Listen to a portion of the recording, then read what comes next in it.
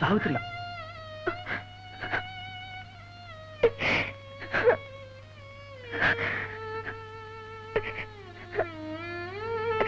സാവിത്രി, നീ ഇവിടെ? നിന്നെ ഞാൻ എവിടെയെല്ലാം അന്വേഷിച്ചെന്നറിയാം.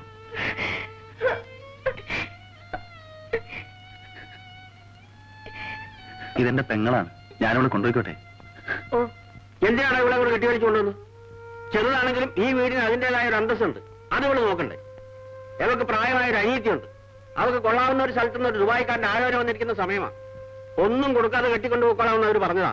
അപ്പോഴാ ഇവിടെ ഈ കോലത്തിൽ ഇങ്ങോട്ട് എഴുന്നള്ളിച്ചത്. നാട്ടുകാർ പറയുന്നൊന്നും പോരാഞ്ഞിട്ട് പിന്നെയും പറയിപ്പിക്കാനാണ് നീ ഇവിടെ കയറി വന്നത്. എങ്ങനെ കൊടുത്തു?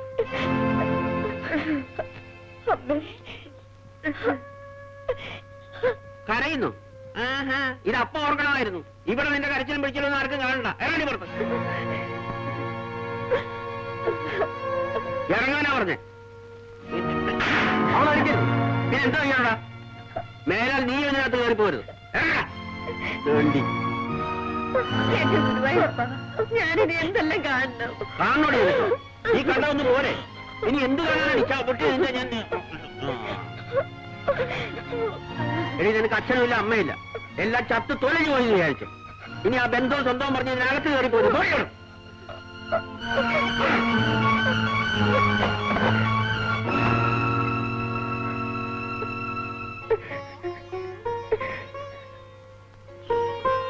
സാവിത്രി, പോട്ടെ. എന്തൊക്കെ പറഞ്ഞാലും ഇത് നിന്റെ വീടാണ്, നിന്റെ അച്ഛനും അമ്മയുമാണ്. ഈ സ്ഥിതിയിൽ ആരായാലും ഇതൊക്കെ തന്നെ പറയും. നീ വിഷമിക്കാതെ. അവരുടെ ദേഷ്യം അടങ്ങുമ്പോൾ അവർ നിന്നെ സ്വീകരിച്ചോളൂ. നീ അവിടെ എനിക്ക്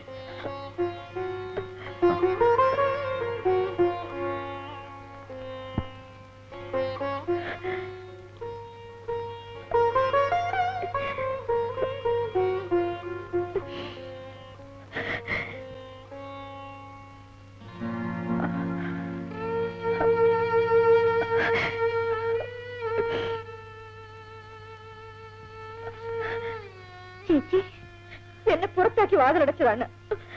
എല്ലാവരും എന്നെ ചീത്ത പറയുന്നു. നിനക്കൊന്നും പറയാനില്ലേ? ഞാൻ ഇങ്ങനെ ആയിപ്പോയി. നീ പറയടി,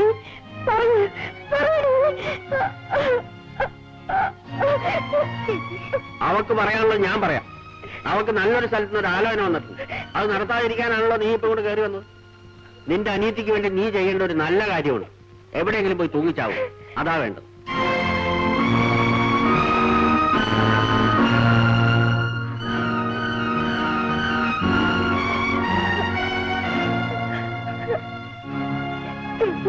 മിണ്ടി പോയിവിടെ പോയപ്പുറത്ത് പാടിയോടെ.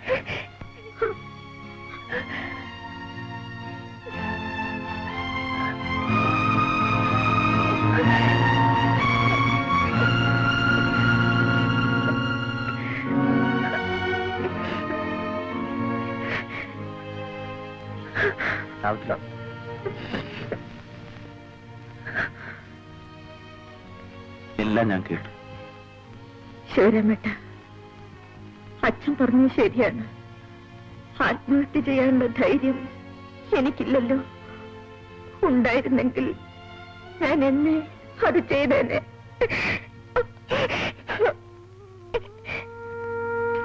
എനിക്കിപ്പോഴും ജീവിക്കണമെന്നാണ് തോന്നുന്നത്. മരിക്കാൻ എളുപ്പമാണ്, ജീവിക്കാനാണ് പ്രയാസം. നമ്മൾ ജീവിക്കുകയാണ് വേണ്ടത്. എന്റെ വിധി ഭയങ്കരമാണ് ശിവരാമേട്ട, അല്ലേ? അല്ല, നിന്നെ ഞാൻ വിധിച്ചു വിട്ടുകൊടുക്കില്ല. ഈ ലോകം മുഴുവൻ എന്നെ നോക്കി ചിരിക്കില്ലേ ശിവരാമേട്ട? സാവിത്രി, നിന്നെ നോക്കി സഹകരിപ്പിക്കാൻ എന്റെ മനസ്സുണ്ട്. നിനക്ക് അതുപോലെ.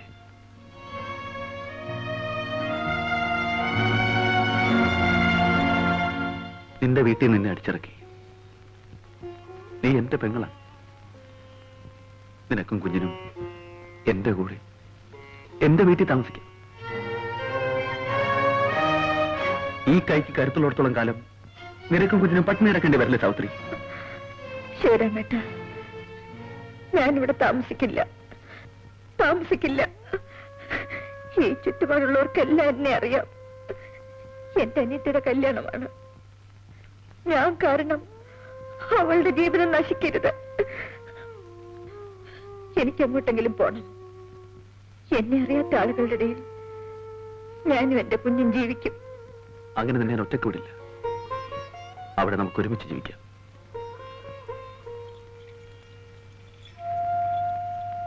വർക്കിച്ചേട്ടാ, ഞാൻ എന്റെ മക്കളെ പോലെ വളർത്തിയതാ. നല്ലോണം നോക്കണേ. ഓ,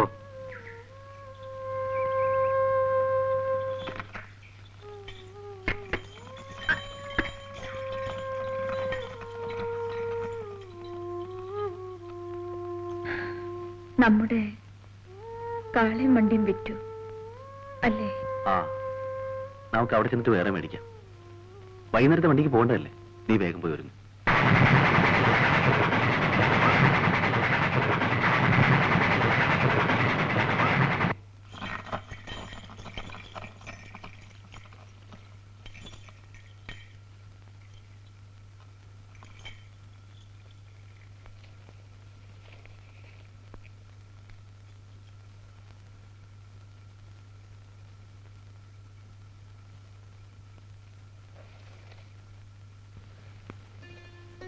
ആ, അരി ഉപ്പുമുളകും എന്നാ നിന്റെ മരുന്ന്. നേരത്തിന് കഴിക്കണം കേട്ടോ. ഞങ്ങൾ കാളവണ്ടിക്കാർക്ക് ഒരു കോളൊത്തിട്ടുണ്ട്. കുറെ ദൂരെ, തിരിച്ചു വരാൻ 2-3 ദിവസം എടുക്കും. നിന്നെ ഈ സ്ഥിതിയിൽ വിട്ടിട്ട് പോയാൽ... അത് സാരമില്ല, ചേട്ടൻ പോയിട്ടോ. ജോലിക്കല്ലേ? ഞാൻ ചൊവ്വാഴ്ച വരും. ആ, ഇത്തമ്മേ, ഇവിടെ കാര്യമൊക്കെ നോക്കണം കേട്ടാ. എങ്ങും പോയിക്കളയരുത്. ഞാൻ എവിടെ പോവാനാ മോനെ? ഇത്തമ്മയെ കട്ടില് കയറി തന്നെ കാണാം.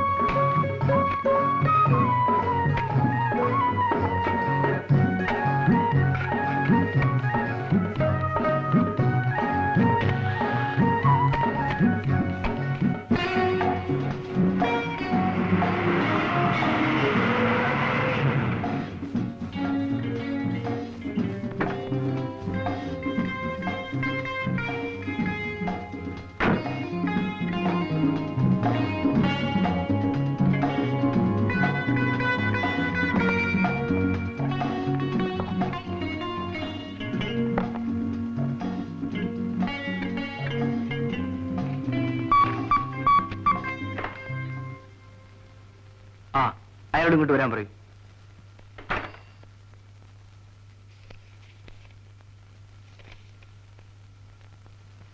എന്താ ശിവരാമ? ഞങ്ങളുടെ ജോലിയൊക്കെ കഴിഞ്ഞു. ഞങ്ങളിന്ന് പോവുക.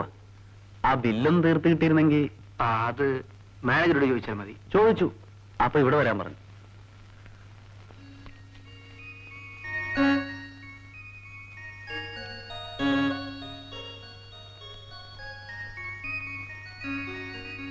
ഇത് കൊടുത്ത് ക്യാഷ് വാങ്ങിച്ചോളൂ. പറ്റേ സാറേ. റൈറ്റ്.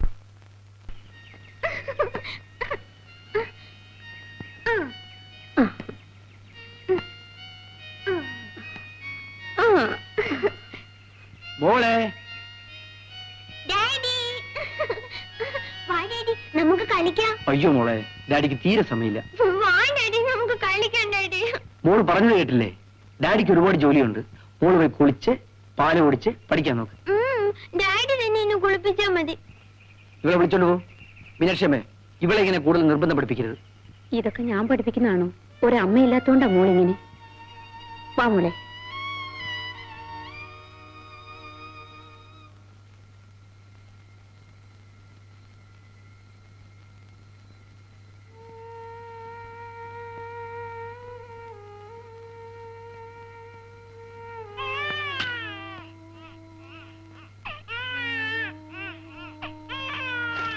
ആൺകുട്ടിയാ. മാമാന്ന് വിളിച്ച് പിന്നാലെ തൂങ്ങാൻ ഒരാളായി.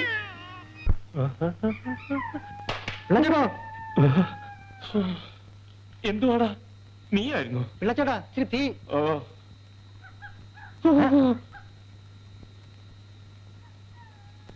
ആരാണ് നീ നിന്റെ കൂടെ വീട് വരെ വരാമോ?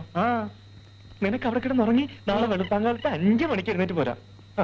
എന്റെ പൊന്ന് പിള്ളച്ചേട്ടാ, ഞാൻ ആ വഴിക്ക് വരില്ല. അതെന്താ? അവിടെയല്ലേ ഭൂതവും പ്രേതവും വിശ്വാസികളൊക്കെ ഉള്ളത്. ആര് പറഞ്ഞു? പോരാത്തന്ന് വെള്ളിയാഴ്ച പിള്ളച്ചേട്ടൻ ധൈര്യമായിട്ടൊക്കെ നടന്നു. ഞാൻ പോവാ. നീ പോവാ?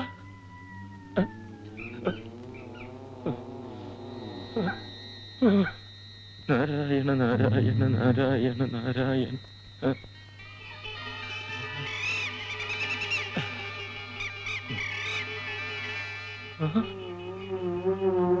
ശങ്കര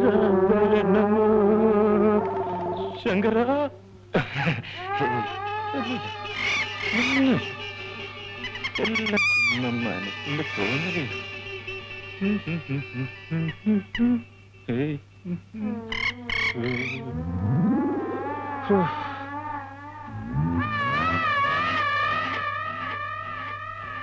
ചേട്ടാ, ആ ചേട്ടോ അവിടെ നിന്ന് നിന്നേ. ചേട്ടോ ചേട്ടോ, ഓ എന്റെ പൊന്നു ചേട്ടാ, ഏതായാലും ചേട്ടനെ കണ്ട നന്നായി. ഞാൻ പേടിച്ചു വരികയായിരുന്നു. എന്താ ഏട്ടാ ഒന്നും മിണ്ടാത്ത? ഒരു സംശയം ചോദിച്ചോട്ടെ, പിന്നെ ഇവിടെ ഈ പ്രേതങ്ങളും ഭൂതങ്ങളും ഒക്കെ ഉണ്ടെന്ന് പറഞ്ഞത് ശരിയാണോ? അതിനെപ്പറ്റി വല്ലതും അറിയാമോ? എനിക്കറിഞ്ഞുകൂടാ. ഞാൻ മരിച്ചിട്ട് വർഷങ്ങളായി.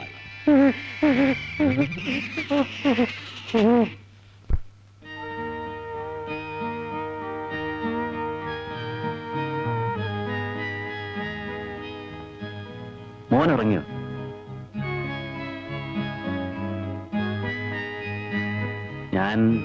ഞാൻ നാട്ടിലേക്കൊന്ന് പോവുക. എന്റെ വീടും പറമ്പൊക്കെ അവിടെ കിടക്കല്ലേ. അതൊക്കെ അവിടെ കിടന്ന് വെറുതെ നശിച്ചു പോകും.